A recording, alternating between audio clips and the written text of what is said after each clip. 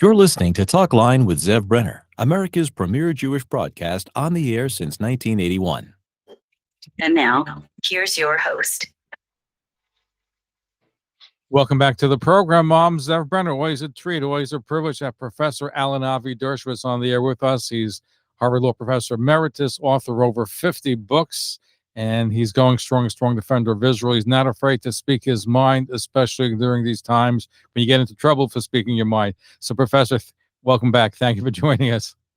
Well, thanks. You should mention my most recent book, The Price of Principle, where I tell the story of getting in trouble with Temple Emmanuel in New York, with the 92nd Street Y, with Ramah's school. I point fingers, I name names, and I place responsibility for the new McCarthyism on several Jewish leaders, prominent Jewish leaders. It's an interesting read.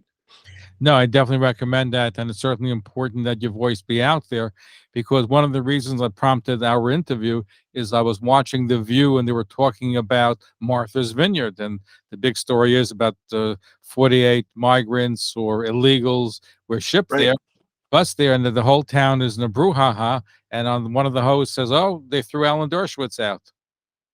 You're still at Martha's Vineyard, right? I've lived on Martha's Vineyard for 53 years. In the summer, I went there to represent Senator Ted Kennedy at Chappaquiddick. They banned me from the library. They banned my books from the library. But that's nothing compared to what the Jewish leaders at Temple Emmanuel and 92nd Street Y and Ramah's school have done, because that silences my voice on Israel. It silences my voice on Jewish issues, and it's a self-inflicted wound. And I hope your listeners will pay attention to that and bring it to their attention what they're doing to the Jewish community by banning me and others who they don't agree with. You've been talking about this for a while. Has there been any movement as far as they're concerned about letting you speak, having a voice there? No, absolutely not. I have not been invited by Emmanuel. I have not been invited by the 92nd Street Y. I have not been invited by Ramah's school. I have been invited by, other groups, more religious groups. I've done some speaking, but speaking to the larger Jewish community and even the secular community through the 92nd Street Y, that McCarthyite ban still exists. And we're seeing banning all over. You're banned from Jewish institutions. You're banned from Martha's Vineyard, where you've been there, as you said, 53 years. First, what do you make about the fact that they have about 50 illegals that were bused there or sent there, and there's a whole storm there where they're saying in fact, I heard one person say that they have a housing shortage, so they can't take care of these individuals. Well, we have to take care of them. As soon as I heard the news, I called my rabbi at Chabad. We started a Chabad house in Martha's Vineyard. And I offered to pay out of my own pocket to feed them and to give them medical care. And I know Chabad is very actively involved in trying to help them. Look, we were strangers in the land of Egypt, and we who are children of immigrants, grandchildren of immigrants, great-grandchildren of immigrants, we have to open our hands. Regardless of what we think about the politics, you shouldn't be using individuals, human beings, and families as pawns in a political game. So you send them to Martha's Vineyard, we open our arms, we're going to welcome them, we're going to give them whatever they need, we're going to try our darndest to give them places to live, give them jobs if possible, but certainly take care of their immediate needs for health care and for food. No, listen, we have to be humane and humanitarian, but the question, though, is they're being sent there as a political decision. The fact that some of these liberals pay lip service to even helping out these individuals when it's in their backyard, they have a different position. I think that's the whole reason why they're being sent there, to show up the hypocrisy of those that support it, but someplace else. Well, you don't have to do much to show up the hypocrisy of Martha's Vineyard. The hard left on Martha's Vineyard, the Chilmar crowd, are the Larry Davids of the world, the Caroline Kennedys of the world. Caroline Kennedy said she would not accept the dinner invitation if she knew I was coming to the dinner. The hypocrisy. This is the daughter of the president who wrote Profiles in Courage. And when I showed some courage by defending a president I didn't agree with on the floor of the Senate, I didn't vote for Donald Trump, but I thought his impeachment was unconstitutional. Instead of saying, my dad would be proud of you, and showing courage, she says, I won't sit next to you at any event. That's the hypocrisy of Martha's Vineyard. And we're seeing it play out in every aspect of life on Martha's Vineyard. But they're not going to kick me off Martha's Vineyard. I've been there 53 years. My family comes. We have wonderful family times. We go to the beach. We go to the pond. We go on boats. We enjoy ourselves when we're there. We just don't have any association with the hard. By the way, the hard left Chilmark people are all rabid anti-Zionists. One of the reasons that they canceled me too was my support for Israel, my support for Bibi Netanyahu, and in a couple of letters they said that. They said that Netanyahu and Trump are the same, and if you support Trump and support Netanyahu, you don't belong on the island. Well, I belong on the island. I support Trump and I support Netanyahu. There was an event by the Jewish Democratic Council, a 2-hour event which Hillary Clinton spoke at. The word Israel was never mentioned. Of course, I wasn't invited. I'm probably not Jewish enough or not democratic enough, but I wasn't invited. And not a single word about Israel. Can you imagine Arab Democrats or gay Democrats or black Democrats going to a fundraising event and never mentioning civil rights or civil liberties or anything like that? But that's the Jewish Democrats. Jewish Democrats don't care about Israel. It's shocking, but unfortunately the case it can be made for that. And question is, what can we do to change things? Because it's not getting any better, it's getting any worse. Look, even now, I think President Trump gave an interview the other day where he said that there's going to be big problems if, he gets indicted. And I see all the news commenters saying he's doing January 6th all over again. If you have an opinion that differs from the narrative of the public or the public media, and all of a sudden you're considered hostile. I think they even took Mike Lindell's cell phone the other day. The FBI took it. They did. I spoke to Mike about it. That's a general search. When you take a cell phone, it's a general search forbidden by the Fourth Amendment. And it's much worse. I lived through McCarthyism. This is much worse than McCarthyism. This is much worse than the divisions over the Vietnam War. Why? Because this represents the future. The people who are in charge of censorship, cancellation, they're the young students and their teachers. They're our future leaders. 10 years, 15 years from now, these censorial people who call themselves progressives, really regressives, they'll be members of Congress. They'll be senators. They'll be running for president of the United States. McCarthyism was a thing of the past. This new left-wing McCarthyism is a thing of the future. And that's why it's much more worrisome. I'm writing a new book called Get Trump, how the effort to try to prevent him from running, and I'm going to vote against him if he runs. It's not my politics, but trying to get him has destroyed civil liberties. People who used to defend civil liberties are now calling for denial of civil liberties as long as the target is Trump. Absolutely. And we're going to see a lot worse. And by the way, the Democrats have figured out that if they can bring Trump back into the picture, it will help the electoral prospects in November.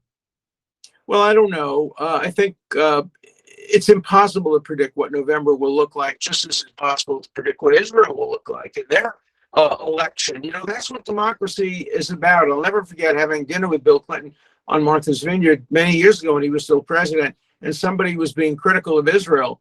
And Bill Clinton said, no, you have to understand, Israel is a democracy, damn it. He said, a democracy, damn it. I can't tell them what to do. Nobody can tell them what to do. It's up to the voters. I can tell the Saudis what to do. I can tell the Jordanians. I can tell the Egyptians. But I can't tell the Israelis what to do because it's a democracy, damn it. And that's what it is. We don't know who's going to get elected. And America is a democracy. We don't know who's going to get elected. The one thing that can't happen is to have a bunch of Democratic bureaucrats in the Justice Department and the White House decide that Donald Trump can't run. We, the public, have the right to vote against him, as I will, or to vote for him, as many of your listeners will. But that's our right. Don't take that away from us by fake indictments and fake investigations.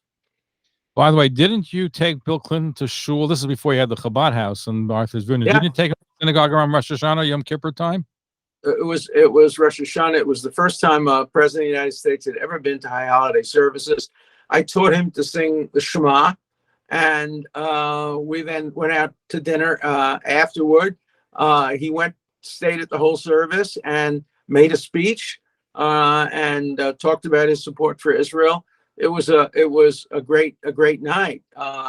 And it's interesting because it took place. We couldn't fit him in the small shul, so we took him to the Wailing Church, and we changed the name that night to the Wailing Wall. Have you brought him back to Rosh Hashanah services since? He may need it again. No, but I tried to bring Gorbachev once to Rosh Hashanah services. I was in Moscow, Erev Rosh Hashanah, at a conference, and I met with Gorbachev, and I asked him if he would come with me the next day to the Choral Synagogue in Moscow, and he smiled and he said, "I have enough trouble holding power. If I go to the Moscow synagogue, I'll be finished." He was finished a couple of years later. But I asked him if he would make a statement against anti-Semitism, because there was growing anti-Semitism among the right wing in Russia, Pamyat. And he made a statement, a very strong statement. And I helped get him to make that statement. I'm proud of that role. And he was a good man, Gorbachev. I interviewed him once, and he was a good man. And we acknowledged his passing not too long ago. He certainly was a great leader. Russia today place. Want to hear a funny story about Gorbachev? This sounds like the beginning of a bad joke. Dershowitz, Sharansky, Václav Havel, and Gorbachev walk into an elevator together. It's true. It happened. It was in Yerushalayim at the La Roma Hotel for the, I forget, was it 50th, 60th anniversary of Israel, 50th maybe. And we were all there, and I was speaking, and we all got into the elevator. And Gorbachev, who I had met previously, turns to me in front of Havel and Sharansky and says, the big shot lawyer, you're the one who says you got Sharansky and Havel out of jail. You didn't get him out of jail. I got him out of jail. And Sharansky says to him, if you got us out of jail, why don't you get us out sooner? And he said, that much power I didn't have. That really happened in Yerushalayim at the La Roma Hotel. Great story. Our guest is Harvard Law Professor Emeritus Alan Dershowitz, author of 50 books, including The Price of Principle. Want to shift gears, Professor Dershowitz, is that we're sitting on a breaking story about a yeshiva in Brooklyn, Magen David Yeshiva, hired a teacher, and it turned out the teacher who was dressed as a woman was really a man, taught for a while. I understand they fired the individual, but are probably now facing a lawsuit. So when a yeshiva or religious institution hires somebody, they think they're hiring a woman. It turns out it's really a man, and they let that person go. They fire them. And from what I'm hearing, there'll probably be a lawsuit over this issue. What constitutional rights does a yeshiva or a private school have in this kind of situation?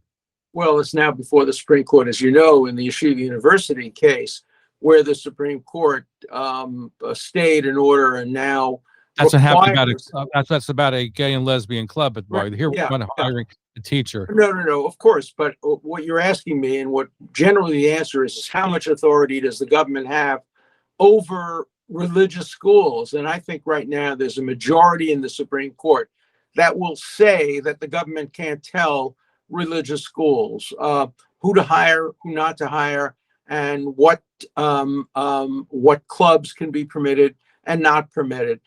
The case it was at Magen David, the school. Right. It's a more difficult case in some ways, because, or maybe even, I don't know whether it's easier or more difficult. One can argue it was fraud. I mean, for example, what if you had a situation where a white person pretends to be black to get affirmative action? That would be fraud if there was no basis for it. And so coming to a school in one gender and then revealing yourself in another gender probably can be a basis for firing. When I was a very young lawyer at Harvard, we had a librarian that I was close to. I liked that librarian very much. He would bring me my books. I was doing research. One day he came over to me and said, I've been fired. Oh, why have you been fired? Well, I'm transitioning from a man to a woman. And as the result of that, some of the people who I give books to are uncomfortable because he was taking hormones and doing a bunch of things that made some people uncomfortable. And I won the case. I went to Harvard and argued on his behalf. The compromise we reached was that he would work outside of the public view. He would work in the stacks. What he wanted, or she wanted, was just to earn enough money and insurance to be able to go. In those days, you could only do it in Sweden. and to have the operation in Sweden. And that's what happened. Look, these are complicated issues. And justice has to be even. Justice has to be equal for everybody. But, the First Amendment has two provisions. One, you can't establish a religion, but the other, you can't interfere with the free exercise of religion. So I think in the end, Yeshiva University will probably win its case, and Magen David will probably win their case. But here you mentioned Freud. I'm going to play a recording of the actual teacher telling the class what she or he plans to do. Okay. But I'm going to go ahead and get started since the next class starts soon. So I'm Mrs. Avahadi. I'm your child substitute teacher. I live in Washington Heights with my husband and daughter. This is my 4th year teaching. This is my 1st year of Magen David Yeshiva. I'm really excited to be here. I finished my master's in Jewish education a couple of years ago. And I want to talk to you a little bit about what we're going to be doing in social studies class. She's basically saying that she, lives with her husband and child in Washington Heights, and it's going to be teaching social studies. So it seems that there's a fraudulent case, even if you forget the gay or other issues. Here, she's hired under false pretense. She's actually telling people that she's living with her husband and child and masquerading as a woman. So on that alone, but today's crazy times, who knows what happens in the courts? Well, I think it really depends. If this is a person who's transitioning from one gender to another, then they'll probably be more protected than if they just engaged in out and out fraud without regard to that. I just don't understand enough about the case to give a good judgment as to how it will come out. I think it's going to be very fact specific. It's breaking as we're speaking, so we're just getting wind and we're going to be covering it. But you mentioned protection of religion. The other big story in New York has been yeshiva education. The fact that in Haredi yeshivas, Hasidic yeshivas, they don't teach secular education. The state wants to impose a curriculum or at least a certain amount of secular education that should be taught.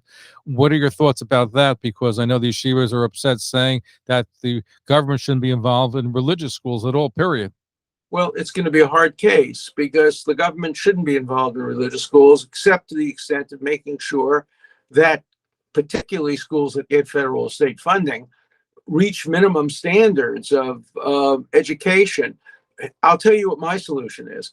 I think all the yeshivas, particularly the Haredi yeshivas, should get together and appoint a board of people, a board of advisors. It can be people like Alan Dershowitz, who's a very powerful member of the Hasidic community. It could be people like Nat Lewin, who are influential both in the law and in Jewish life. And these folks should be supervising what education the students are getting to make sure they get basic math, basic computer sciences. You don't have to get involved in evolution and Bereshit, but at least the basic issues of learning English, learning these kinds of essential skills to become a citizen, to remain a citizen, and to be employed should be taught. And I would rather see this come from within the community than outside the community. And that's why I've suggested putting together this committee of people who are very from themselves, but who have secular educations and who can advise and guide the yeshivas. And then the yeshivas can go to the government and say, leave us alone. We're taking care of this problem. We have this distinguished group of people who are telling us and advising us, and I think that will help resolve the problem. But can the government say, listen, you have this distinguished group of advisors, but they're not doing enough. The kids don't know as much as we think they should know. Can't the government say that once you open up the Pandora's box? Well, the Pandora's box is already open by accepting federal funding. You can't have it both ways, or state funding. So the Pandora's box has been open. And it's always going to be a question of degree. I believe the state has the right to impose minimal standards, just minimal standards, not getting into Harvard standards, but being able to speak English, be able to do mathematics, be able to turn on a computer. Now, obviously, Haredi Jews don't want to give their children full access to computers, but they've created ways of giving them access to the computational aspects of the computer without the internet. So this requires a compromise, and the First Amendment is a compromise. And so I do think that letting the Jewish community solve its own problems is probably the best approach. But according to the New York Times, and I don't believe much that I read in the New York Times, but according to the New York Times, there are third and fourth generation Americans graduating from some of these schools who can't speak English. Now, I've never seen that myself. I go to Borough Park from time to time. I grew up in Borough Park, obviously. These kids speak English. Or you went to Eitz Chaim in Borough Park on 13th Avenue? I went to Eitz Chaim, and then I went to Brooklyn Talmudical Academy, Yeshiva University High School, where let me tell you, I was such a good student. I had a 79 average. I just got a copy of my transcript. I was, I think, 43rd out of 51 in the class. I was the bottom 10%. And Rabbi Zuraf, the principal of the yeshiva, took the train and went up to see Dr. Belkin at Yeshiva University and said, "Do not admit that Bandit Dershowitz. He's just going to make trouble." And Yeshiva University turned me down. And I went to Brooklyn College. And then Yeshiva University gave me an honorary degree to make up for the fact that they had very properly, very correctly turned me down because I was a bandit in high school. But look where you were, because you went to Brooklyn College and became a top-notch lawyer. So they certainly honored you later on, but not at the onset. But just I was speaking with Harvard Law Professor Emeritus Alan Dershowitz, the top lawyers in the United States, especially dealing with constitutional issues. You made an important point. You mentioned that they take federal funds. Would it be different if they didn't take federal state funds? Can they get away with doing whatever they want, even not adhering to minimal standards, if they don't accept these funds? Well, then they would be like the Amish in Pennsylvania, who want to live completely separate lives. They don't want to be involved with the government at all. The state probably, now there's no constitutional law directly on point. The state probably has the right to tell schools that until age 16, students have to be taught at least some of the basics. Now, I don't think that you can tell a yeshiva to teach evolution. I think that's too controversial. And if it's, I remember when I went to Talmudical Academy, Brooklyn Talmudical Academy, we would learn evolution in the afternoon and we learned creation in the morning. And over lunch, we'd fight about it. And it was a very, very effective form of education. But Haredi schools don't want to expose the students to Darwin and evolutionary theory. And probably they have the right to do that. The question is, can they deprive them of the right to speak English and the right to have computer knowledge and essential basic science? I'm not talking about evolution. I'm talking about physics, chemistry, things of that kind, which are non-religious in nature, and they don't conflict with religious teachings. So it's a hard question. But I think in the end, a compromise is required, and the courts will impose a compromise. Basic minimum standards, yes. Making educational policy for the school, no. I believe in England, the religious school, the Haredi schools have a problem because if they take government funding, they got to teach even transgender and other things which are inimical to Jewish tradition and teaching. So I believe that they may not be taking funding from the government in England. But I know there's been in the United States, the Supreme Court today would be more sympathetic than the English courts. I think the Supreme Court would say today you can take federal funds and you can still refuse to teach things that are completely antagonistic to religion. Let's remember, too, though, that there's nothing in Judaism that prohibits a person or punishes a person if he or she is gay. It's only if they act in a gay way. The being is not punished. Catholic Church takes the same view. In fact, the Catholic Church has a very interesting position.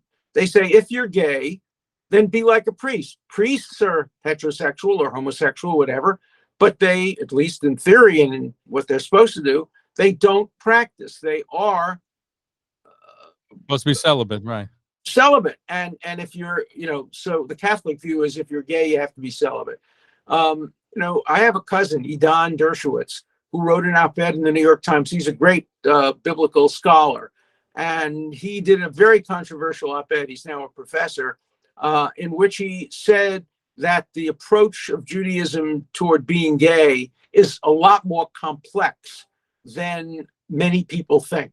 And it's worth reading. I don't want to try to paraphrase it or quote it here. All I'm saying is that we live in a changing world, and in that world, you know, the Jewish law is dina makulta dina. You have to obey the law of your land, and the law of the land now includes some civil rights and civil liberties issues. But when they clash with freedom of religion, this Supreme Court, not previous ones, this Supreme Court has tended to side with religion. So my prediction, and Oliver Wendell Holmes once said, the job of a lawyer is to predict what the courts will do in fact. My prediction is that Yeshiva will win in the Supreme Court, that the Haredi yeshivas in New York will win a moderate victory, but will have to teach some basics that are today not being taught. And I think they can avoid that if they appoint this commission or committee and they tell the government, look, we're doing what we can do. We have these brilliant people, the Nat Lewins, the Aaron Tversky's of the world. They're supervising what we're doing to see that it's both consistent with halacha and consistent with Dinei Malchuta. So I think that's something that can be done, and I would urge them doing it, and I would volunteer. I'm not going to be on any such commission because I don't satisfy the criteria, but I would certainly be willing to advise the Haredi community. Of course, one of the biggest problems is, how do you ever get the Haredi community to unite among themselves as to who to put on the commission? Oh, this guy has a friend in Satma. No, he's blah, blah, blah. Look, 2 Jews, 3 opinions, 2 Hasidim, 5 opinions. So it'll probably be very difficult to do. But people like Nat Lewin and Aaron Tversky would be phenomenal for such a group. Well, the truth is, you have many different Hasidic yeshivas and different, even within the Satmar and Bobov, you have breakaways, and it's a different. You don't have one voice speaking out for everybody. I think the joke was when the Septuagint was written, the miracle was that 70 scholars were in different rooms and they all had the same interpretation, which they translated the Bible. So the joke is, the miracle was that they were in 70 rooms. Had they been in the same room together, it would be even a greater miracle. Right. Well, but the Talmud tells the wonderful story about Rabbi Eliezer and the argument and the voice from heaven coming down and saying, why do you argue with Rabbi Eliezer, who's surely correct? And the rabbis say, to God, to Hashem, you gave us the Torah, you gave us the tools to interpret it. Now stay out of it. We're going to interpret it the way we think is right. Professor Alan Dershowitz, always a privilege, always a treat. Thank you for what you do. Keep on standing up. We need you. And I know the irony is that if you want to support me, buy my book and read my book. I don't care if you buy it, take it out of the library. Just read it. The Price of Principle. Definitely. And we're looking, when's your next book going to be out? You mentioned you're writing it now. Yeah, the next book is interesting too. It's a lot about religion.